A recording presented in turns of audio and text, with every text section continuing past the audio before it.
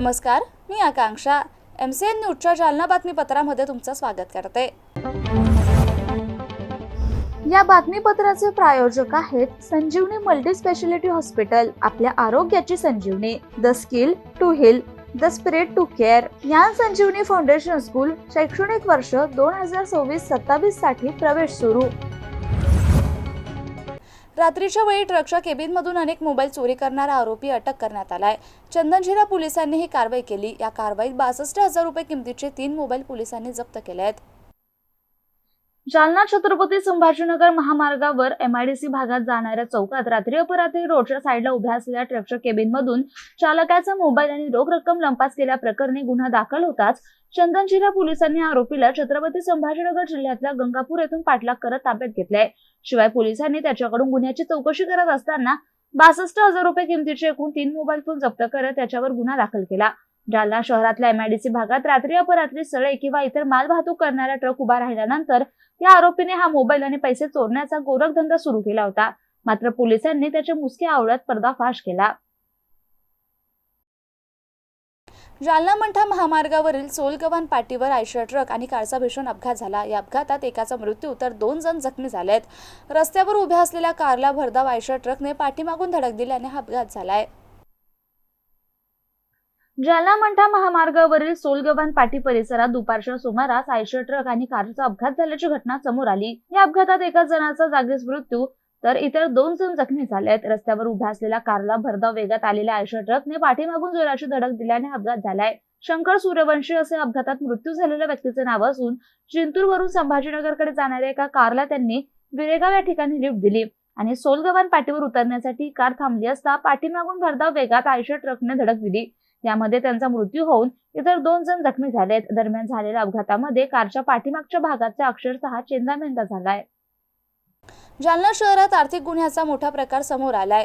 Motiram Agarwal merchant cooperative बँकेत तब्बल 23 कोटी 33 लाख रुपयांची फसवणूक झाल्याचा धक्कादायक प्रकार उघड झालाय. बनावट कर्ज प्रकरणात दुसऱ्या आरोपीला आर्थिक गुन्हे शाखेच्या पथकाने अटक केली असून न्यायालयाने त्याला 8 दिवसांची पोलीस कोठडी सुनावली आहे. या संपूर्ण प्रकरणाचा तपास आता अधिक वेगाने सुरू आहे.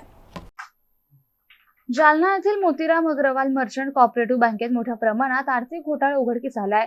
या प्रकरणात तब्बल 177 जणांच्या नावावर सुमारे 23 कोटी 33 लाख रुपयांचं बनावट कर्ज काढण्यात आल्याची माहिती समोर आली आहे. या घोटाळ्यात वेअरहाऊसमध्ये प्रत्यक्षात अस्तित्वात नसलेल्या मालाचा दाखला देऊन कर्ज उचलण्यात आलं. बँकेची फसवणूक केल्याप्रकरणी आधी रायचंद कुरंगड या मुख्य आरोपीला अटक करण्यात आली होती. दरम्यान या प्रकरणातील दुसऱ्या आरोपीला आर्थिक गुन्हे शाखेच्या पथकानं जालन्यातून ताब्यात घेतलंय. आरोपीला न्यायालयात हजर केला असता न्यायालयाने त्याला 8 दिवसांची पोलीस कोठडी सुनावली आहे. सध्या ज्या व्यक्तीच्या नावावर कर्ज दाखवण्यात आले त्या लाभार्थ्याचा जबाब नोंदवण्याची प्रक्रिया सुरू असून या प्रकरणाचा सखोल तपास आर्थिक गुन्हे शाखेकडून केला जातोय.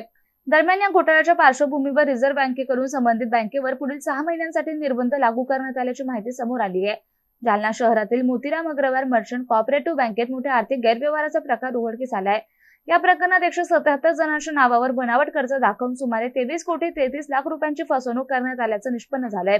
या घोटाळ्यात आरोपींनी वेअरहाऊसमध्ये प्रत्यक्ष माल नसताना खोटे दाखले तयार करून कर्ज उचललं. बँकेच्या मॅनेजरच्या तक्रारीवरून आर्थिक गुन्हे शाखेनं गुन्हा दाखल करून तपास सुरू केला. या प्रकरणात रायचंद कुरंगड या मुख्य आरोपीला आधीच अटक करण्यात आली होती. आता दुसऱ्या आरोपीलाही अटक करण्यात आली असून त्याला न्यायालयानं 8 दिवसाची पोलीस कोठडी सुनावली आहे. तसेच ज्या लाभार्थ्यांच्या नावावर कर्ज दाखवण्यात आले त्यांचे जबाब नोंदवण्याचं काम सुरू आहे. या प्रकरणाचा तपास आर्थिक गुन्हे शाखेकडून सखोल पद्धतीने केला जातोय. दरम्यान या गंभीर आर्थिक व्यवहाराच्या पार्श्वभूमीवर रिझर्व्ह बँकेने संबंधित बँकेवर पुढील 6 महिन्यांसाठी निर्बंध लागू केले आहेत.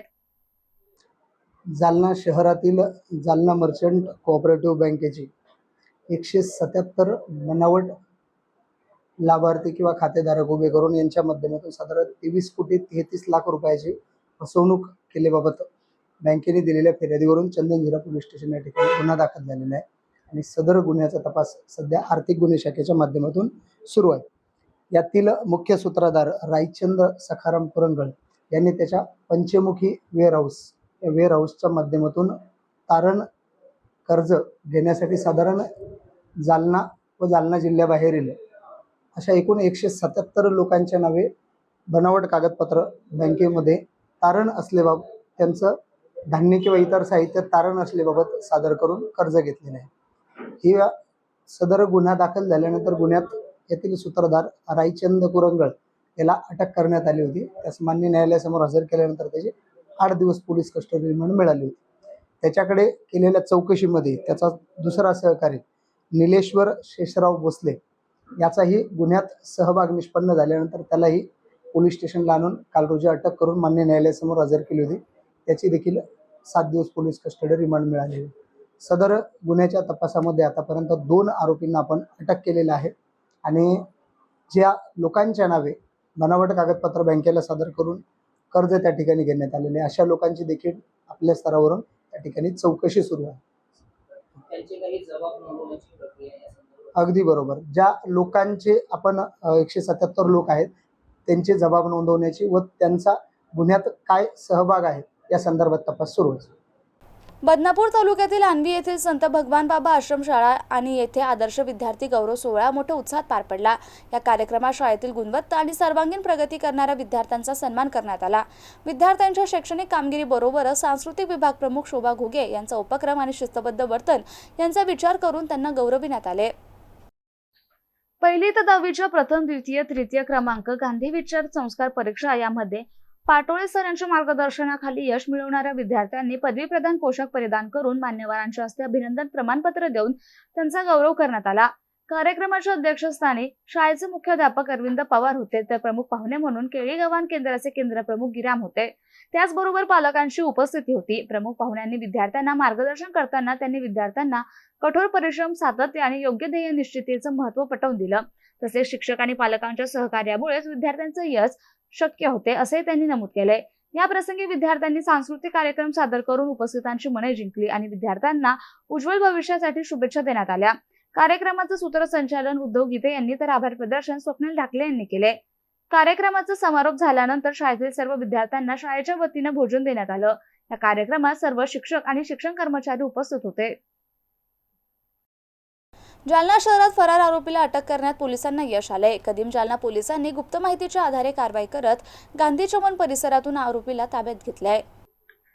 घरफोडीच्या गुन्ह्यात फरार असलेला आरोपी आता पोलिसांच्या ताब्यात असून पुढील तपास सुरू आहे.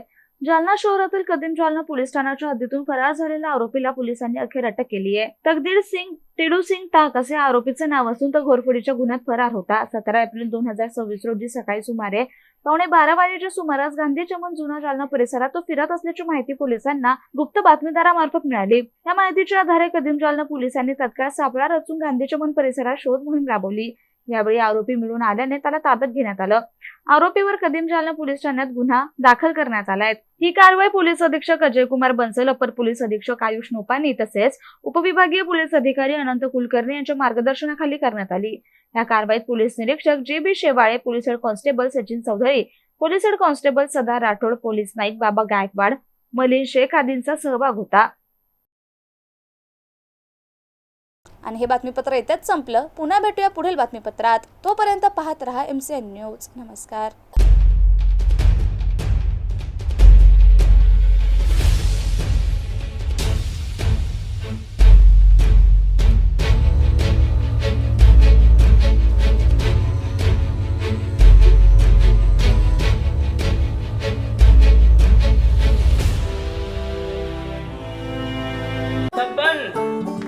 आपको कलेक्टर साहिबा के हाथों से इनामी घर मिल रहा है.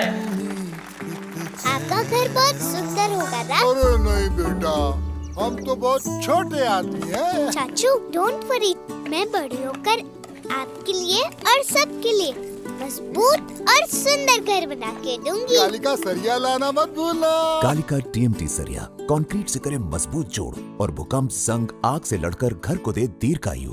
कालिका सरिया मैं भूली नहीं। बेटिया आप कलेक्टर। कालिका TMT, फैसला जो मजबूत हो। संजीवनी मल्टी स्पेशालिटी हॉस्पिटल, ऋषी पार्क, अंबर चौफुली, जालना।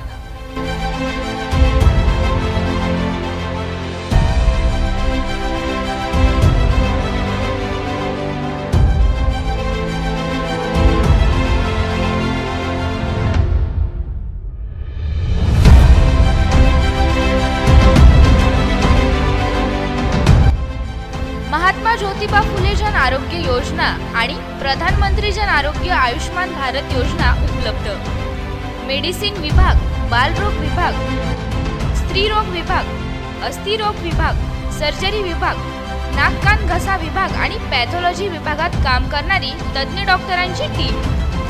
उपलब्ध सुविधा ICU, NICU, जालना शहरातील अद्ययावत Ultima of 100 with stent boost cath lab,